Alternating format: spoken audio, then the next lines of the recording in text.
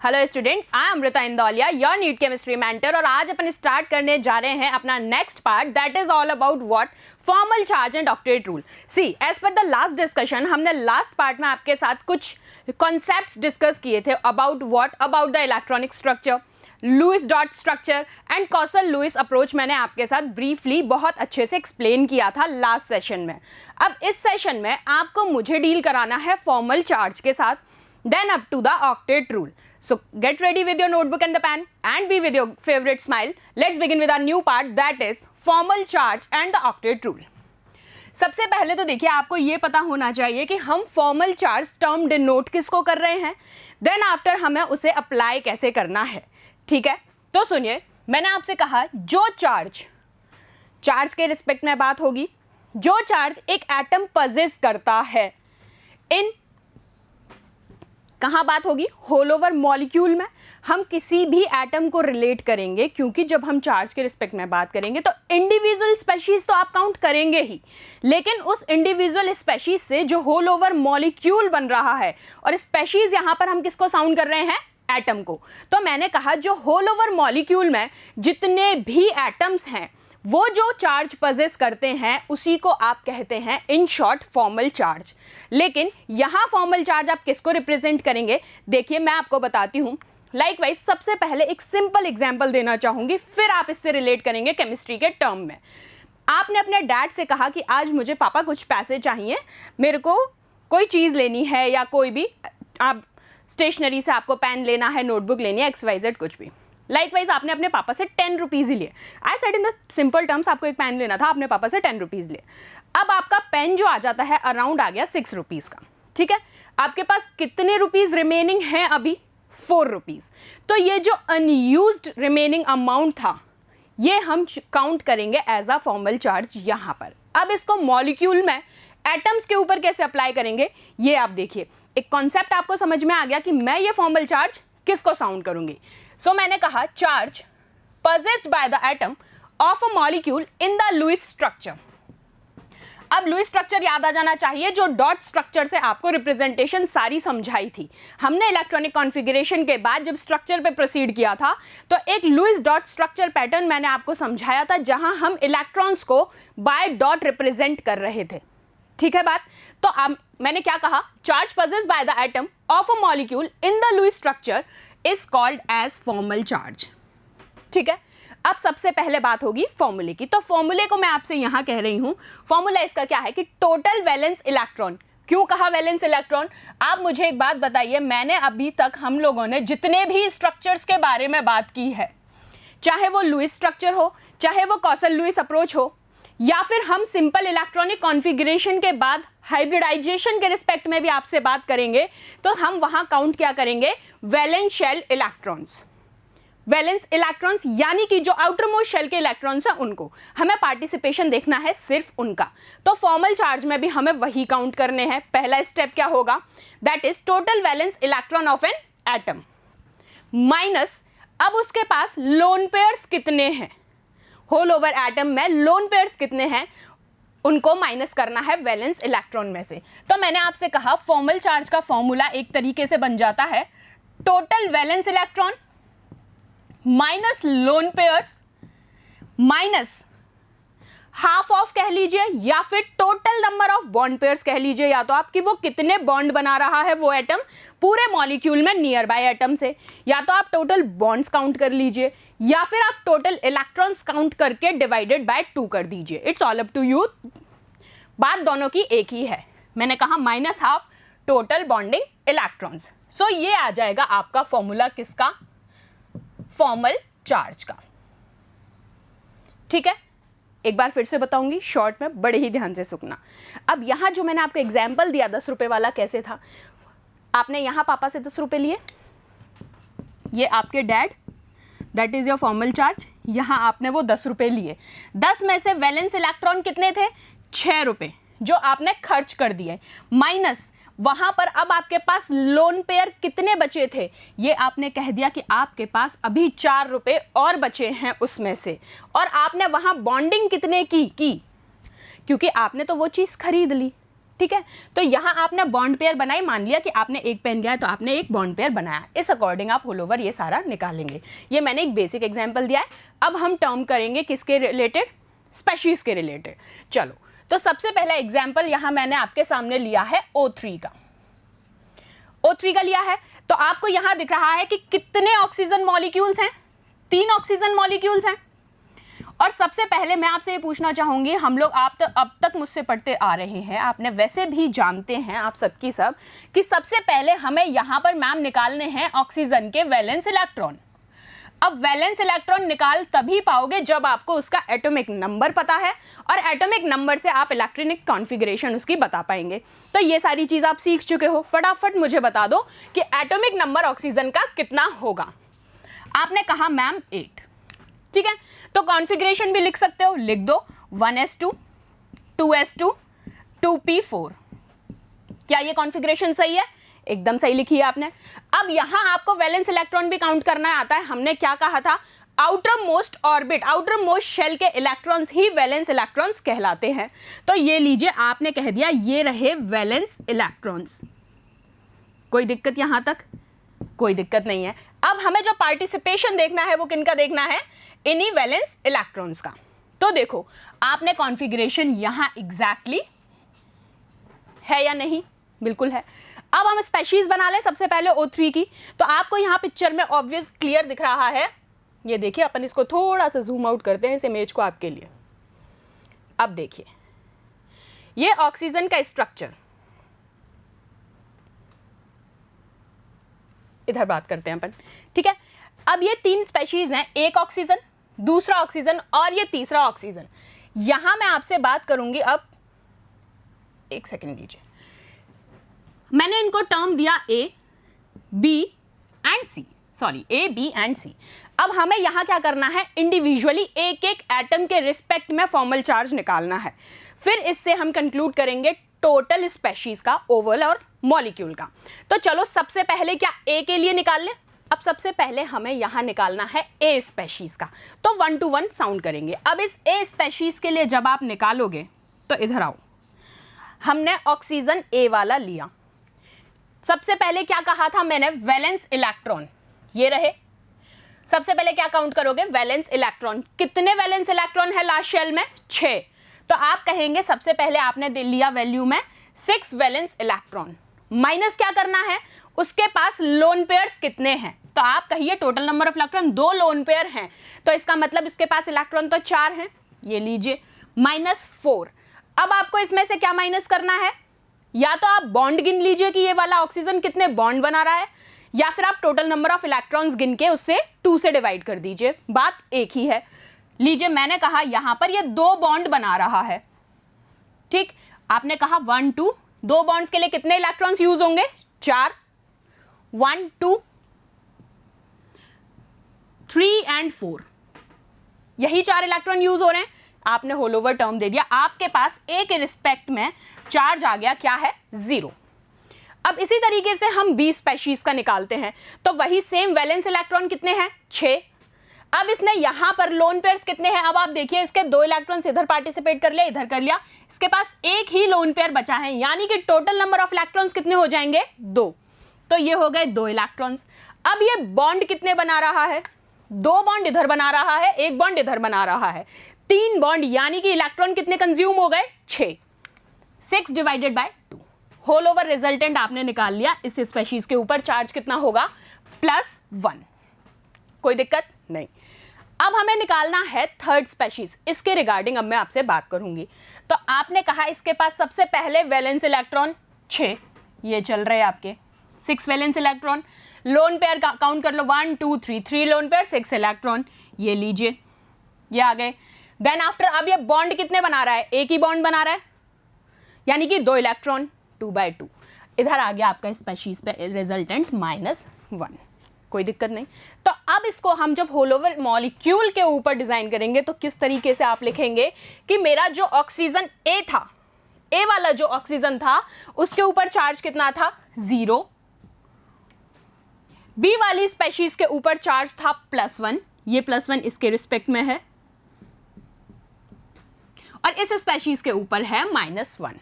तो इस तरीके से आप ओवरऑल चार्ज अगर निकालेंगे तो आपने कहा क्या हो जाएगा, 0, क्योंकि इस प्लस से ये माइनस कैंसिल आउट हो जाएगा। ठीक है, कोई दिक्कत है? एक बार इसको अच्छे से देखिए, टेक अ स्क्रीनशॉट और इधर you can write down in your notebook also. Better you can do some more practice with some more examples along with yourself. ठीक है, तो आपको उतने ही अच्छे से क्लियर होगा। और एल्स हम अभी 1-2 एग्जाम्पल्स और करते हैं। बात समझ में आई? हमें सिंपल सा एक फंडा है फॉर्मल चार्ज में, कुछ ज़्यादा दिमाग नहीं लगाना है।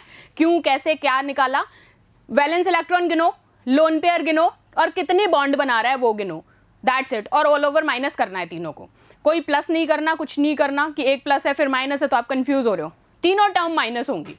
ठीक है, O3 के रिस्पेक्ट में बात समझ में आ गई? चलो नेक्स्ट एग्जाम्पल देखते हैं। ये देखो, चलो ये एग्जाम्पल है हमारा NO3 का। ये लो, इसके रिस्पेक्ट में अब हमें एग्जाम्पल लिया है। तो अब आप मुझे बताओ, यहां 2 स्पेशीज हैं, एक नाइट्रोजन है, एक ऑक्सीजन है, क्लियरली विजिबल है, एक नाइट्रोजन एक ऑक्सीजन। तो क्या मुझे दोनों के वैलेंस इलेक्ट्रॉन इंडिविजुअली काउंट करने पड़ेंगे? बिल्कुल करने पड़ेंगे, क्योंकि आपको इंडिविजुअल एटम के रिगार्डिंग भी उसका फॉर्मल चार्ज निकालना है। तो चलो हम नाइट्रोजन का निकालते हैं। सबसे पहले आपने ये लिखा, पहले आप वैलेंस इलेक्ट्रॉन निकालो। ऑक्सीजन के रिस्पेक्ट में आपने अभी कहा ये रहे इसके वैलेंस इलेक्ट्रॉन 6, और नाइट्रोजन का आपको पता है इलेक्ट्रॉनिक कॉन्फ़िगरेशन क्या होगा, 2s2 2p3।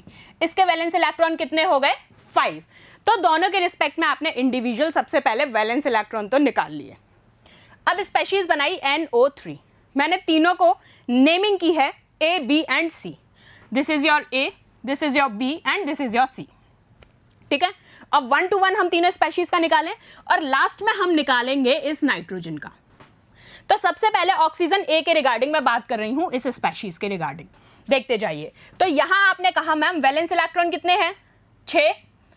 अब बताओ मुझे लोन पेयर कितने हैं, यहां पर काउंट करो, 1 2 3 4 5 6। बॉन्ड कितने बना रहा है, यहां पर एक ही बॉन्ड बना रहा है इस नाइट्रोजन के साथ, -1। होल ओवर रिजल्टेंट निकाल लो, -1। ये आ गया इसके रिस्पेक्ट में।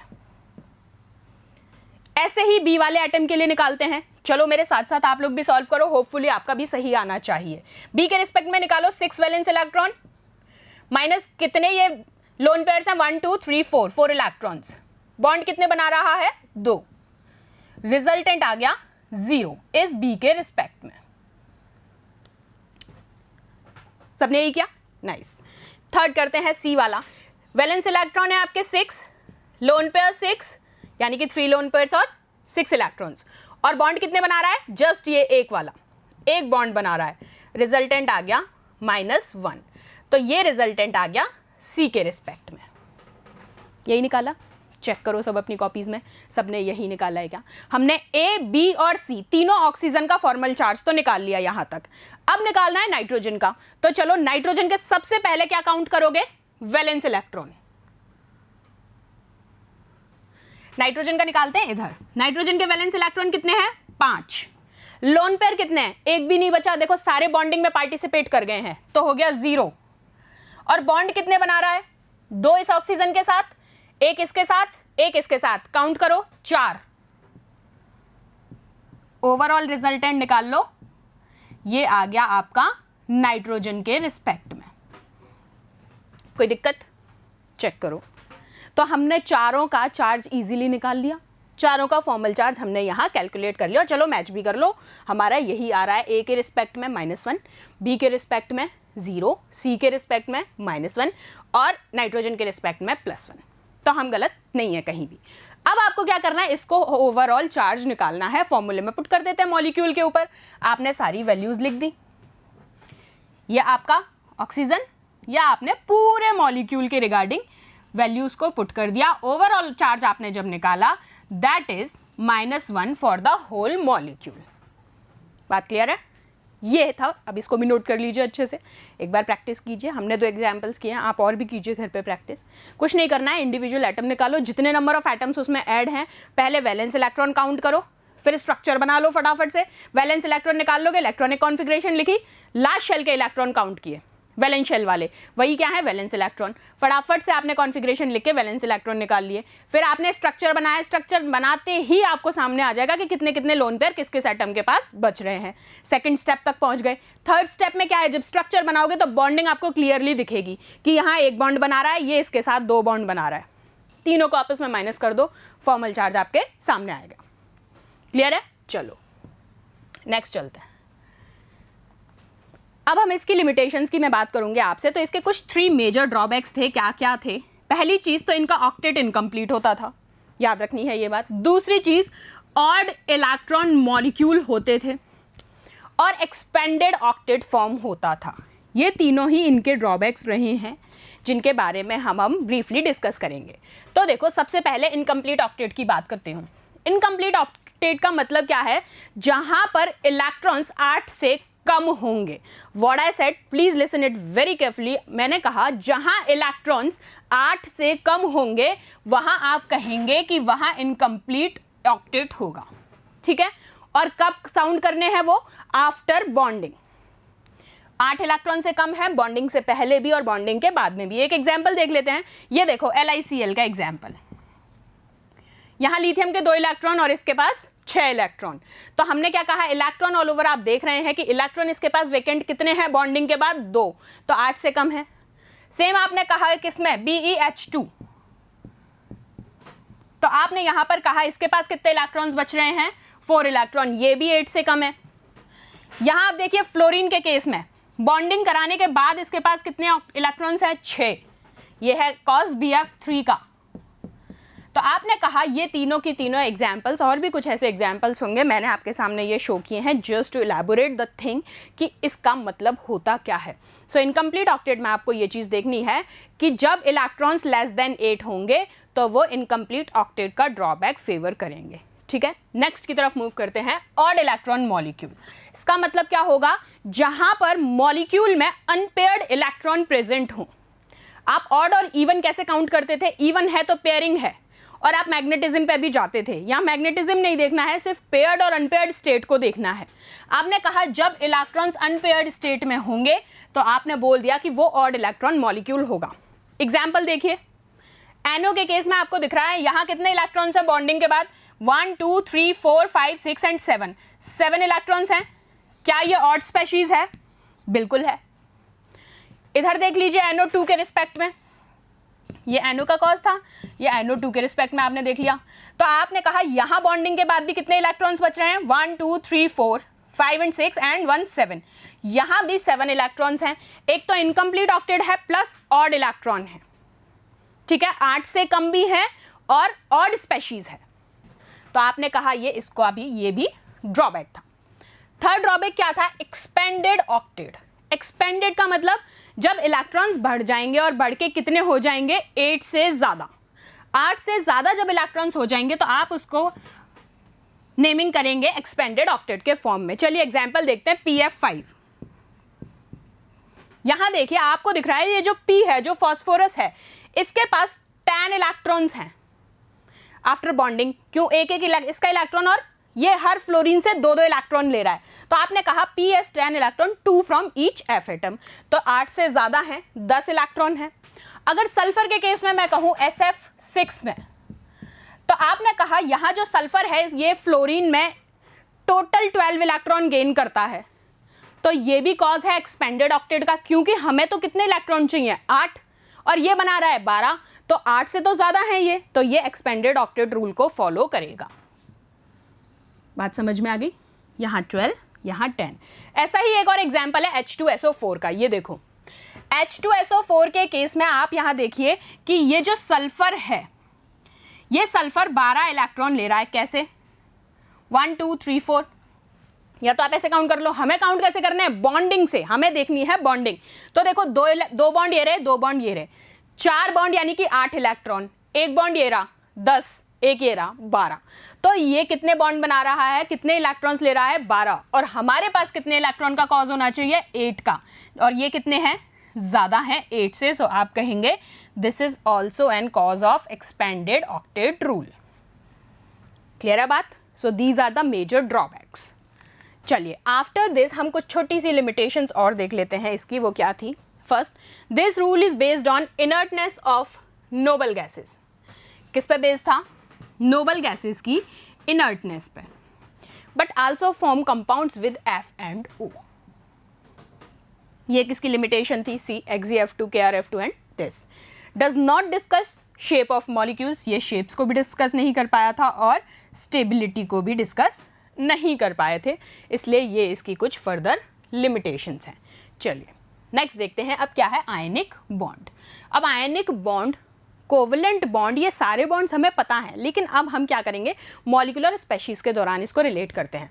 तो आप कहते हैं जब बॉन्ड इलेक्ट्रोस्टैटिक फोर्स की वजह से बनता है, किस किस में? कैटायंस और एनायंस में, उसको आप कहते हैं आयनिक बॉन्ड। कैसे?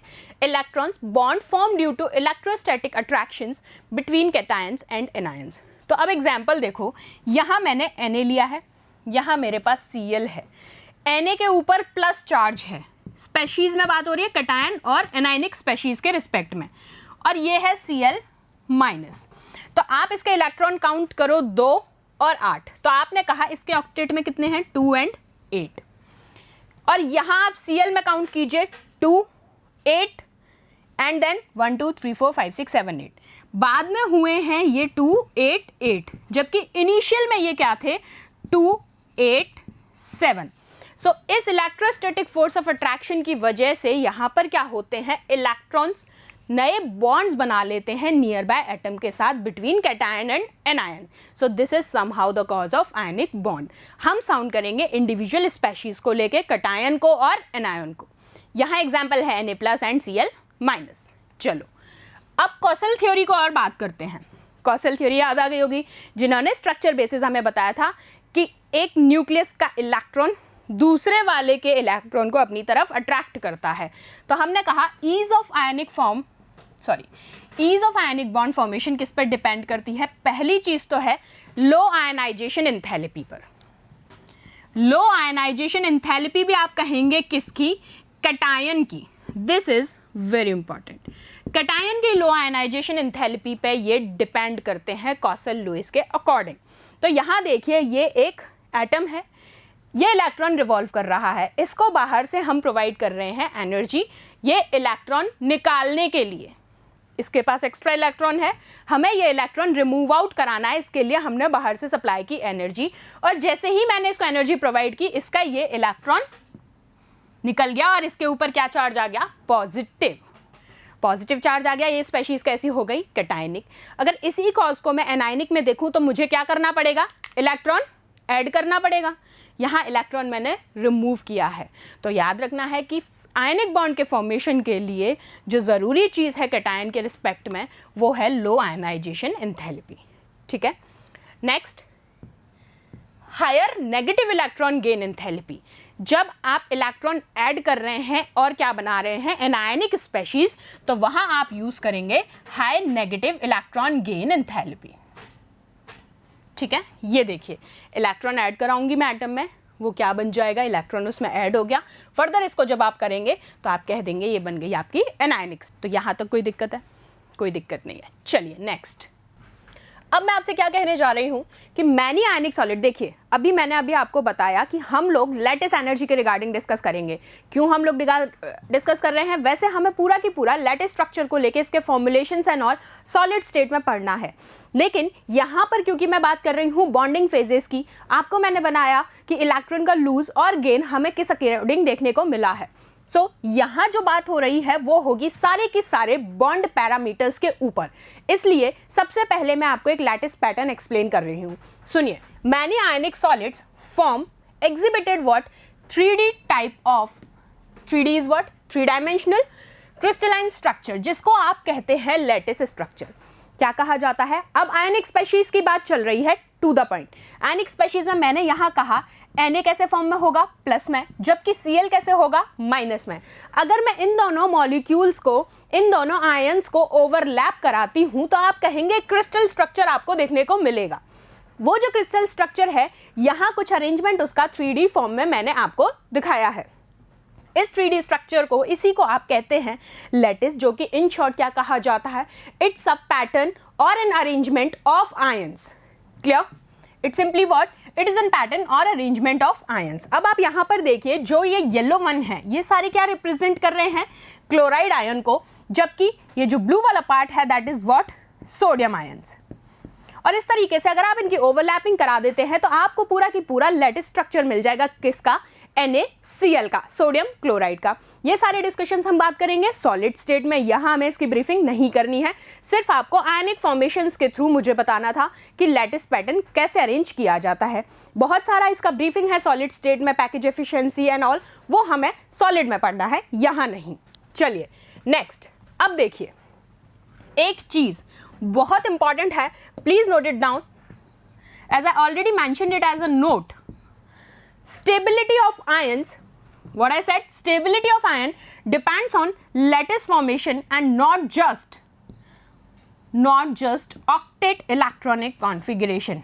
इन शॉर्ट अगर मैं आपसे कहूँ तो मेरे कहने का मतलब यहाँ पर सिर्फ इतना सा है कि जो स्टेबिलिटी होगी स्ट्रक्चर की, लैटिस की, पैटर्न की, अरेंजमेंट की, किसके थ्रू, आयंस के थ्रू, वो पूरी स्टेबिलिटी सिर्फ ऑक्टेट इलेक्ट्रॉनिक कॉन्फ़िगरेशन पे डिपेंड नहीं करेगी। वहाँ पर जो डिपेंड करेगी उसकी स्टेबिलिटी, उसके लिए मेजर रोल प्ले करेगी क्या, लैटिस एनर्जी। सो मैं इन शॉर्ट आपसे ये कह सकती हूँ कि लैटिस एनर्जी इज ग्रेटर और much responsible than what, octet electronic configuration, कह सकती हूँ, for what, for stability of ions. So यही बात मैंने आपको एज अ नोट मेंशन किया है जो आपको याद रखना है। Please note it down and learn it as well. बात समझ में आ गई? चलिए नेक्स्ट की तरफ मूव करते हैं। अब लैटिस एंथैल्पी, यानी कि वो एनर्जी जब हम मॉलिक्यूल्स में आयंस को ओवरलैप कराते हैं, मिक्सिंग कराते हैं, उस दौरान जो एनर्जी रिलीज हो रही है या फिर यूज हो रही है उसी को आप कह रहे हैं क्या, लैटिस एंथैल्पी। तो चलिए अमाउंट ऑफ एनर्जी रिलीज्ड, सी कौन सी एनर्जी, जो अमाउंट ऑफ एनर्जी रिलीज हो रहा है कब, as 1 mole of gaseous ion form solid crystal lattice is called lattice enthalpy. So आपको in short याद रखना है, क्या याद रखना है, वो अमाउंट ऑफ एनर्जी जो कि रिलीज होता है कब, जब आप 1 मोल गैसियस आयंस का फॉर्मेशन करते हैं, किसमें, सॉलिड क्रिस्टल लैटिस के फॉर्म में, उसी एनर्जी को, जो रिलीज्ड एनर्जी है, उसको कहा जाता है लैटिस एंथैल्पी। तो यहाँ मैं अगर कहती हूँ कि मैंने Na के आयंस ले लिए Na+ फॉर्म में और Cl- आयंस, अगर इन दोनों की यहाँ मिक्सिंग होती है, ओवरलैपिंग होती है, तो उस दौरान एक एनर्जी रिलीज होगी, होगी या नहीं होगी, बिल्कुल होगी। अब यहाँ मैं आपको एक कैसे दिखाऊँ, यहाँ तो GIF फॉर्म में तो मैं आपको दिखा नहीं सकती। सो आपने कहा जैसे ही Na+ और Cl- ये दोनों ओवरलैप करेंगे, मिक्सिंग करेंगे, इस दौरान जो एनर्जी रिलीज हुई है उसी को आपने कहा है लैटिस एंथैल्पी, ठीक है। और फॉर्मेशन किसका हो गया, NaCl के क्रिस्टल का, और वो क्रिस्टल फॉर्मेशन अभी मैंने आपको दिखाया। और इन शॉर्ट में आपको ये देखिए बना के दिखा देती हूँ, आप कहेंगे कि इस तरीके का 3D अरेंजमेंट का क्रिस्टल आपको मिलेगा। मैंने उसका एक डाइस पार्ट निकाला है, क्लियर। चलिए नेक्स्ट, अब कुछ बॉन्ड पैरामीटर्स के रिगार्डिंग डिस्कशन करते हैं।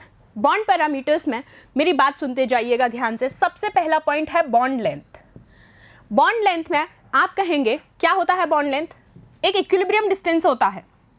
पहली चीज, it's an equilibrium distance between what, between nuclei of 2 bonded atoms, यानी कि जो 2 एटम्स कंबाइन हो रहे हैं, बॉन्डिंग कर रहे हैं, उन दोनों के न्यूक्लियाई के बीच का जो डिस्टेंस होगा that is the bond length. एक डेफिनेशन तो आप ये कह सकते हैं। दूसरा आप कह सकते हैं कि it's an average internuclear distance of bonded atom. So आप इसको फ्रेम आउट करिए। मैंने कहा ये एक एटम मैंने लिया like A and this is B, और मैं आपसे कहती हूँ ये जो इंटरन्यूक्लियर डिस्टेंस है इन बिटवीन द न्यूक्लियाइज, इसी को आप कहते हैं बॉन्ड लेंथ। बात समझ में आई? और इसकी मिक्सिंग से मैं यहाँ पर बना देती हूँ, ये लीजिए इनकी ओवरलैपिंग मैंने करा दी, इसका न्यूक्लियाई और इसका nuclei. So this is your bond length. ये देखिए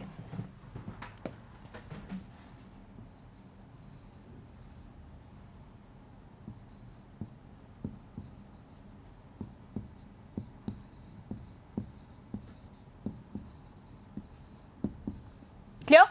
चलिए नेक्स्ट, आफ्टर दिस अब हम बॉन्ड लेंथ के अंदर भी हमें दो टाइप के रेडियाई पहले आपसे डिस्कस करने हैं. So what they are? First is covalent radius. What I said, I repeat it again. I'm talking about what? I'm talking about covalent radius. तो covalent radius सुनते ही पहले कुछ चीज़ें तुम्हारे दिमाग में क्लिक करनी चाहिए, और वो क्या है कि कोवेलेंट रेडियस की बात होगी तो इसका मतलब क्या है कि भाई ये कोवेलेंट मॉलिक्यूल्स के अंदर बात की जाएगी या नहीं? बिल्कुल की जाएगी. अब कोवेलेंट मॉलिक्यूल्स के अंदर बात हो रही है तो वहां पर जो बॉन्डिंग पैटर्न होगा वो भी किस तरीके का होगा? कोवेलेंट बॉन्डिंग वहां पर होगी.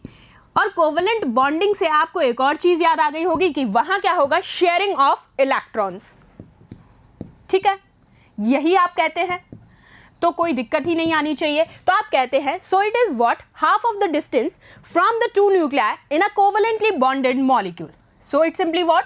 It's half of the distance from the two nuclei in the covalently bonded molecule. So मैं यहां पर आपको ये देखिए, ये दिखाती हूं किस तरीके से आप इसको रिप्रेजेंट करेंगे. So this is for molecule A and this is for molecule B.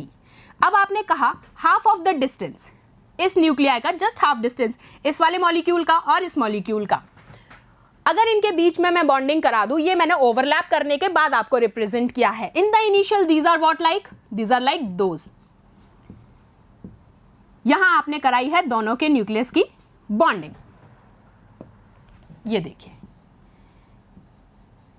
ठीक है. तो आप कह रहे हैं यहाँ जो बॉन्ड फॉर्मेशन हुआ वो कोवेलेंट बॉन्ड बना, और उस बॉन्डेड मॉलिक्यूल को क्या कहते हैं? Covalent bonded molecule. और उस रेडियस को क्या कहा जाएगा?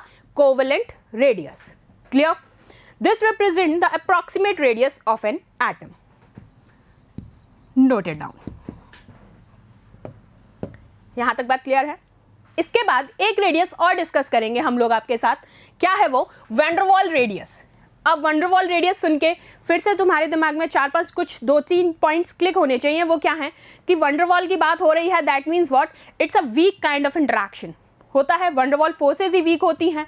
अब जब रेडियस की बात हो रही है तो यहाँ पर जो बॉन्डिंग होगी वो कैसे होगी? सेम मॉलिक्यूल में ना होके दूसरे मॉलिक्यूल के साथ होगी. सी देखिए, मैं आपको बताती हूँ कैसे. It is also what? It's also the half of the distance between two closed atoms of two different molecules. क्योंकि आप बात कर रहे हैं न्यूक्लियस के रिस्पेक्ट में, तो मैंने कहा ये है एक मॉलिक्यूल और ये है दूसरा मॉलिक्यूल. लेकिन क्योंकि आपको पता है वैन डर वाल रेडियाई कोवेलेंट मॉलिक्यूल्स के ऊपर अप्लाई नहीं होती है, ये किन के लिए देखी जाती है? गैसियस मॉलिक्यूल्स के अंदर. बात सही है? बिल्कुल ठीक है. अब गैसियस मॉलिक्यूल्स के अंदर देखी जाती है तो आपको पता है इनके बीच में बहुत ज्यादा ओवरलैपिंग और मिक्सिंग नहीं हो पाती. There is a some gap. तो आप कहते हैं वहां गैप जनरेशन भी होता है, और उसी वजह से हम कहते हैं यहाँ जो बॉन्डिंग होगी वो कैसी होगी? वीक होगी. और इसीलिए इसको नाम दिया गया है वैन डर वाल काइंड ऑफ बॉन्डिंग और वैन डर वाल radii. See this is and this यहाँ आपको देखने को मिल रही है. ये रही, ये जो रेडियाई है ये कहलाती है वैन डर वाल रेडियाई. बात समझ पाई? चलो एक बेसिक से एग्जाम्पल देती हूँ आपको. आप जानते हैं, डोंट टेक इट अदरवाइज, ठीक है? मैं सिर्फ आपको एक्सप्लेन करने के पॉइंट ऑफ व्यू से समझा रही हूँ. वैसे आई होप कि आपको समझ में आ गया होगा, क्लियर हो गया होगा. हम सब जानते हैं कि अट्रैक्शन किसके बीच में होता है? ऑपोजिट फोर्सेस के बीच में ही होता है. ठीक, ऑपोजिट अपन जब बात करते हैं तो ऑपोजिट फोर्स ऑफ अट्रैक्शंस होते हैं. अगर मैं बात करूँ रिपल्शन के केस में तो आप कह देते हैं कि सेम फोर्सेज होती हैं तो वहाँ रिपल्शन होता है. मैं एक एग्जाम्पल ले रही हूँ सिंपल सा, इन जनरल तुम्हें समझाने के लिए. Don't take it otherwise, please don't make a sound also. तो मैंने कहा जब कोई बॉय किसी गर्ल के साथ न्यूली फ्रेंडशिप करता है, या कोई भी गर्ल या बॉय, तो there is some attraction in between them. होता है या नहीं? बिल्कुल होता है. So somehow they want to make what? They want to create a type of covalent bonding over there. Clear? But in the case of what? But in the case of भाई भाई, बहन बहन बॉन्ड बोलते हैं ना, जब दो लड़कों में दोस्ती होती है. वैसे अपनी इंडिया काफ़ी सारी अभी कर चुकी है कमांड, लेकिन अगर मैं कहती हूँ इंट्रैक्शन हो रहा है बॉय और बॉय के बीच में, तो उनके बीच में क्या आता है? यार तू भाई है मेरा, एक दो दोस्त है मेरा. लेकिन आप देखेंगे कि इनके बीच में कभी भी वो प्योरली बॉन्डिंग नहीं हो पाती है. So there is some gap, they have to maintain this. So यहाँ पर प्योरली अट्रैक्शन नहीं होता है, इस वजह से हम इसको कहते हैं वीक काइंड ऑफ अट्रैक्शन. सो आप उसको कहते हैं वैन डर वाल. बात समझ में आई? इसको मैंने सिर्फ इसको रिलेट करने के लिए तुम्हें समझाया है कि वंडर वॉल का मतलब क्या है, कोवेलेंट का मतलब क्या है, तुम्हें एग्जाम में क्लिक हो जाए बस, बाकी का वहाँ पर नहीं लिखा आएगा बॉय गर्ल, वहाँ पर आएगा मॉलिक्यूल के फॉर्म में।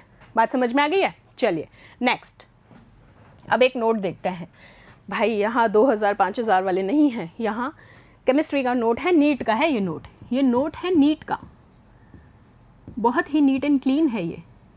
देखो, more the number of bonds shorter is the distance between the atom.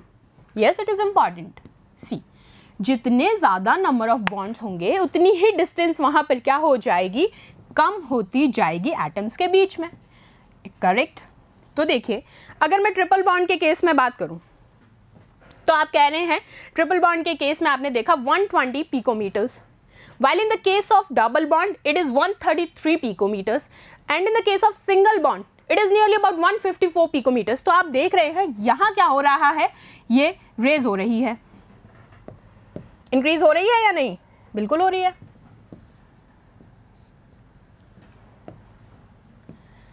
चलो एक सिंपल से एग्जांपल देती हूँ।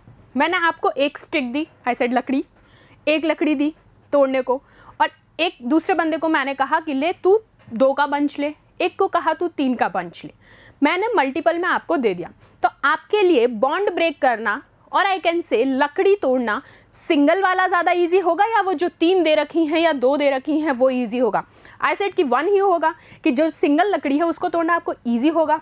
तो आप कह देते हैं कि यहाँ पर जितना ज़्यादा इजी है ना, उतनी ही ज़्यादा इसकी यहाँ पर क्या है, जितने नंबर ऑफ बॉन्ड्स हैं डिस्टेंस उतनी ही ज़्यादा बढ़ेगी, लेकिन उतना ही ज़्यादा वो स्ट्रॉन्ग है। ठीक है, चलिए नेक्स्ट पार्ट की तरफ मूव करते हैं। बॉन्ड एंगल, पहले पढ़ ली बॉन्ड लेंथ, हम बॉन्ड पैरामीटर्स डिस्कस कर रहे हैं इधर। अब बॉन्ड एंगल की बात करते हैं। अब बॉन्ड एंगल क्या होगा? वो एंगल जो 2 बॉन्ड्स के बीच में फॉर्म होता है, that is simply bond angle. तो चलिए डेफिनेशन फॉर्म में देखते हैं। The angle form between 2 bonds of the same atom, what it is? 2 bonds of the same atom is simply called what? Bond angle। तो चलिए H2O का example देखते हैं। This is your O and this is H, और इसके पास 2 lone pairs भी होंगे। H2O था और मैंने क्या बना दिया? O2। तो चलो अपन इसको, कोई नहीं, ये जो बॉन्ड एंगल होगा वो कितना होगा? 104.5 डिग्री। क्लियर है? चलिए अब मैं कुछ बॉन्ड एंगल्स आपको, कुछ एग्जांपल्स और बताऊंगी जो सीधे एग्जाम में पूछे जाते हैं। उनमें कोई दिमाग या रामायण नहीं लगानी है, ना तुम्हें एक्स्ट्रा दिमाग लगाना है। ठीक है, चलिए देखते हैं कुछ कॉमन एग्जांपल्स। NH3 के लिए अगर पूछा जाता है तो आपको याद होना चाहिए दैट इज़ 107.8 डिग्री। क्लियर? आप CH4 के लिए अगर आपसे पूछा जाता है एग्जाम में तो आप कहेंगे that is 109.5 degree HH bonds, क्योंकि सेम बॉन्ड्स के बीच में बात होती है। अगर आपसे पूछा जाता है CO2 के लिए, लीनियर मॉलिक्यूल है, दिस इज 180 डिग्री। ठीक, अगर BF3 आपसे पूछ लिया जाए तो आप स्ट्रक्चर देखिए और आप कहेंगे इट इज 120 डिग्री। और अगर आपसे पूछ लिया जाता है SO2 के रिस्पेक्ट में तो इसका बॉन्ड एंगल होता है 119 degree. Clear? Again I repeat, NH3 के रिस्पेक्ट में आपसे बॉन्ड एंगल पूछा जाता है 2 बॉन्डेड एटम्स के बीच में तो वो होगा 107.8 डिग्री। CH4 के रिस्पेक्ट में इट इज 109.5 डिग्री। CO2 के रिस्पेक्ट में it is 180 degrees. BF3 it is 120 degrees and in the case of SO2 it is 119 degree. Clear? Bond angle clear हुआ? चलिए नेक्स्ट पार्ट। अब बात करते हैं बॉन्ड एंथैल्पी की। सी, वो अमाउंट ऑफ एनर्जी जो रिक्वायर होती है to break 1 mole of bond between the 2 atoms in a gaseous state. Gaseous state के अंदर ही बात हो रही है कि बॉन्ड एंथैल्पी क्या कही जाएगी? Amount of energy required. और किसके लिए रिक्वायर्ड है? तोड़ने के लिए। किसको तोड़ना है? बॉन्ड को। चलिए, amount of energy required to break the bond. तो कैसे बॉन्ड तोड़ा? आपने कहा H2 का मॉलिक्यूल है, ये रहा H2, और जब मैं इसको H+H में ब्रेक करती हूँ तो इस दौरान जो एनर्जी ये लिबरेट हुआ है इसी को आपने कहा है क्या? Bond enthalpy. अब ये देखिए H2 की जो बॉन्ड एंथैल्पी होती है, यही एग्जाम में पूछा जाता है, that is nearly about 435.8 kilo joule mole inverse. क्या होती है? Kilo joule mole inverse. ये जो यहाँ बॉन्ड आपको दिख रहा है इनके बीच में, जो बॉन्ड फॉर्मेशन हुआ है ओवरलैपिंग के थ्रू, इसको ही ब्रेक करने वाली एनर्जी। ठीक है, कितनी होती है? 435.8 किलो जूल मोल इनवर्स। चलिए, stronger the bond larger the bond enthalpy, याद रखना ये बात। अब एक एग्जाम्पल देखते हैं N2 का। अब मुझे एक चीज बताओ, अगर मैं आपसे कहती हूं N2 और O2, क्या कहा है मैंने? दो एग्जाम्पल दिए हैं आपको, N2 और O2। आप मुझे ये बताइए कि इन दोनों में किसकी बॉन्ड एंथैल्पी ज़्यादा होगी। चलिए, अगर मैं स्ट्रक्चर बनाती हूँ तो मैंने आपसे कहा N के बीच में ट्रिपल बॉन्ड होता है जब N2 का स्ट्रक्चर बनता है, जबकि O2 के स्ट्रक्चर में डबली बॉन्डेड होते हैं या नहीं। तो आपको क्लियरली विजिबल है कि इस बॉन्ड को तोड़ने में N वाले को, क्योंकि 3 बॉन्ड्स हैं, तोड़ने में ज़्यादा एनर्जी लगेगी, जबकि ऑक्सीजन के केस में 2 ही बॉन्ड हैं, N2 से पहले वो ब्रेक हो जाएंगे। तो आप कहते हैं कि N2 की बॉन्ड एंथैल्पी ज़्यादा होती है किससे? O2 से। इंपॉर्टेंट है, ये पूछा जाता है अलॉन्ग विद द रीज़न। सो पहले रीज़न मैंने आपको बता दिया। अब N2 की बॉन्ड एंथैल्पी कितनी होती है न्यूमेरिक वैल्यूज़ में? This is about 946 kilo joule mole inverse. याद रखना है क्या होती है? 946 किलो जूल मोल इनवर्स। अब देखो, आपने इसको तोड़ा है, यहाँ पर आपने ये नाइट्रोजन ट्रिपली बॉन्डेड है, लेकिन यहाँ जो मॉलिक्यूल्स को ब्रेक करोगे वो 1 to 1 करोगे। इट इज़ नॉट लाइक कि आपने एक हथौड़ा मारा और ये बॉन्ड टूट जाएंगे, यहाँ वो प्रोसेस नहीं है। यहाँ इलेक्ट्रॉन रिलीज कराने पड़ते हैं, इलेक्ट्रॉन रिलीज कराओगे वैसे वैसे बॉन्ड की ब्रेकेज होती जाएगी। इन द एंड आपको N2 के 2 सेपरेट मॉलिक्यूल्स मिल जाएंगे। अब ये जो मॉलिक्यूल्स मिले हैं, इसके लिबरेशन के दौरान इसी एनर्जी को आप कहते हैं 946 kilo joule mole inverse. Clear? चलिए नेक्स्ट, अब कुछ 2 इंपॉर्टेंट पॉइंट्स बताती हूँ आपको। पहली चीज़, ये जो पॉली एटॉमिक मॉलिक्यूल्स होते हैं, कौन से? पॉली एटॉमिक, ये क्या करते हैं? एवरेज बॉन्ड एंथैल्पी शो करते हैं। एवरेज, और you can also say mean, मतलब दो जो ब्रेक बॉन्ड हैं उनका एवरेज निकालेंगे आप, उसको शो करते हैं। कौन? Poly atomic. दूसरी पॉइंट, बॉन्ड जो ब्रेक होता है स्टेप्स में, जैसे कि आप N2 के केस में आप देख रहे थे, एनर्जी वेरी करेगी हर केस में। It is not like it is same for all the step, somehow they varies in their next step. So example लेते हैं अपन H2O का, water। H2O के केस में अगर मैं ये वाला एक बॉन्ड तोड़ रही हूँ, see this, मैंने कहा ये है H2O, और अभी मैं पहले जो एक बॉन्ड ब्रेक कर रही हूँ वो ये वाला बॉन्ड ब्रेक कर रही हूँ। तो मैंने इस बॉन्ड को जब ब्रेक किया तो क्या मैं इसको ऐसे रिप्रेजेंट कर सकती हूँ O- एंड H। इस दौरान जो एनर्जी लिबरेट हुआ है वो कितना है? डेल्टा H आपका है 427 किलो जूल मोल इनवर्स। ठीक है, लेकिन जब आपका पूरा होल मॉलिक्यूल था, इस दौरान जो आपका बॉन्ड एनर्जी था वो कितना था? 502 किलो जूल मोल इनवर्स। ठीक है, अब अगर मैं इस वाले बॉन्ड को भी तोड़ देती हूँ, नेक्स्ट OH बॉन्ड को भी, C, अब मैंने ये तोड़ा, अब मेरे पास एक ये वाला बॉन्ड और बचा है। अगर मैं इसको भी तोड़ देती हूँ तो आपको ओवरऑल एनर्जी बताना है। ठीक है, बताते हैं। अब आप देखिए, ओवरऑल एनर्जी निकालिए। आपने कहा एवरेज बॉन्ड एंथैल्पी जो होगी H2O की क्या होगी? आपने पहले फर्स्ट स्टेप में देखा कितनी थी एनर्जी? 502। सेकेंड स्टेप में आपने दूसरा बॉन्ड ब्रेक किया, आपने कहा 427। लेकिन अभी मैंने आपको बताया कि पॉली एटॉमिक के केस में आपको उनका एवरेज निकालना होता है। तो आप क्या करेंगे? दोनों को ऐड कीजिए एंड डिवाइडेड बाय 2 करते हैं। चलिए, it is 502 plus 427 whole divide by 2, resultant क्या आएगा? That is 464.5 kilo joule mole inverse. Clear? So इस तरीके से आप पॉली एटॉमिक के केस में वैल्यूज निकालते हैं। यहां तक बात समझ में आई? चलिए, अब जो नेक्स्ट पार्ट है वो क्या है? Bond order. हम बॉन्ड पैरामीटर्स डिस्कस कर रहे हैं। ठीक है, नेक्स्ट है बॉन्ड ऑर्डर। अब बॉन्ड ऑर्डर क्या होता है? जितने बॉन्ड्स होते हैं ना किसी भी मॉलिक्यूल के अंदर, जितने नंबर ऑफ बॉन्ड्स होते हैं वही उसका बॉन्ड ऑर्डर कहलाता है। चलिए डेफिनेशन भी देखते हैं। The total number of bonds between the 2 atoms are simply called as what? It simply as bond order. So the total number of bonds between the 2 atoms. अब आप देखिए, अगर मैं H2 मॉलिक्यूल की बात करती हूँ, H2 मतलब 2 हाइड्रोजन के मॉलिक्यूल सिंगली बॉन्डेड हैं, तो यहाँ बॉन्ड ऑर्डर भी क्या हो गया? 1। चलो एक एग्जाम्पल लेते हैं O2 का।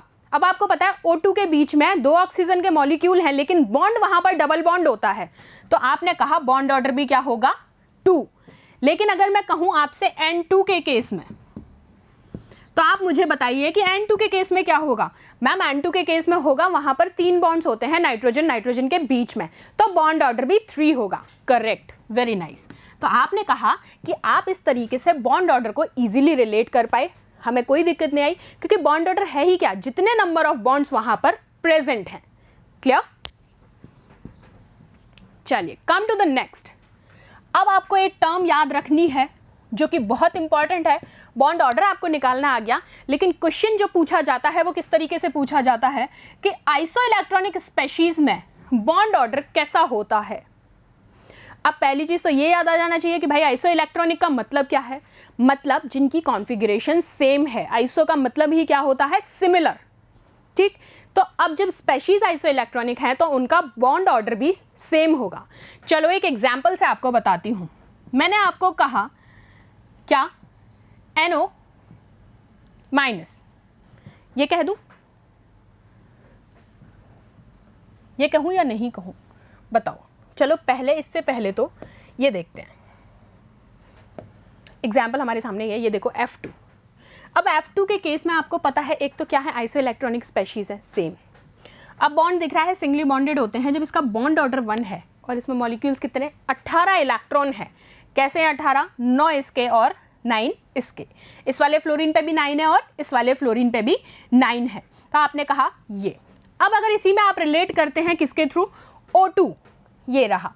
अब O2 - 2 के केस में आप देखिए तो आपने इसके पास भी कितने मॉलिक्यूल्स देखे हैं, 18 मॉलिक्यूल्स। यहाँ O2 - 2 है, यानी कि 2 और ऐड हुए हैं, तब जाके ये दोनों स्पेशीज कैसी हो पाई हैं, आइसो इलेक्ट्रॉनिक। क्लियर है? सो इस तरीके से आप इसको रिलेट करके बता सकते हैं। चलिए नेक्स्ट देखते हैं। अब ये जो तीनों मॉलिक्यूल्स हमने बात की, single bond, double bond, triple bond, तीनों में वेरिएशन देखा है सारे पैरामीटर्स को लेके। अब इन द एंड एक फ्लो चार्ट वे में याद रखना है इस चीज़ को कि अगर आप single bond to triple bond move कर रहे हैं down the group, single bond से ट्रिपल बॉन्ड की तरफ मूव कर रहे हैं, तो ध्यान रखना है बॉन्ड ऑर्डर वहां पर क्या होगा, डिक्रीज होगा। Firstly I can say bond order decreases. ठीक है, दूसरी चीज याद रखनी है कि बॉन्ड लेंथ भी वहां पर क्या होगी, डिक्रीज होगी। ठीक है, और third point, most important point, लेकिन वहां पर जो बॉन्ड इंथैल्पी है वो क्या होगी, इंक्रीज होगी। किसके रिस्पेक्ट में बताई हैं ये तीनों चीजें मैंने, single bond, double bond and triple bond. Clear? ये लीजिए,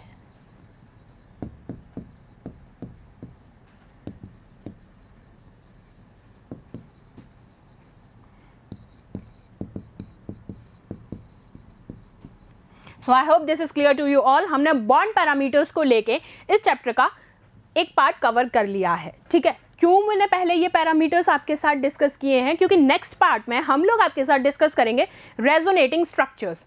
अब रेजोनेटिंग स्ट्रक्चर्स को बताने से पहले आपको पता होना चाहिए कि इलेक्ट्रॉन के रिमूवल के दौरान प्लस आएगा, माइनस आएगा या क्या होगा। इसलिए सबसे पहले मैंने आपके साथ पूरे के पूरे बॉन्ड पैरामीटर्स डिस्कस किए हैं। After than in the next session हम लोग डिस्कस करेंगे resonating structures in chemical bonding.